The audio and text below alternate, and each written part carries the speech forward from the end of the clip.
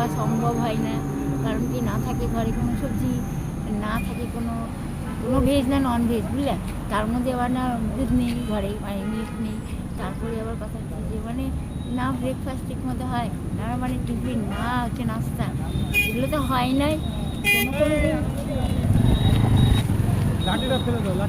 না এলাটি রাস্তায় ওই যাওয়ার সময় একটু ইয়ে হয়। তোমার উল্টালটা কেউ কিছু বলে? উল্টো পাল্টা যদি বলে তো ও, তাই না, বলো তাই কি? মানে এখন খুব পরিস্থিতি খারাপ তাহলে? খারাপ বলতে বললাম এরকম দেখো, খারাপ বলতে। তারপরে কী বলে ঘরে ঘরে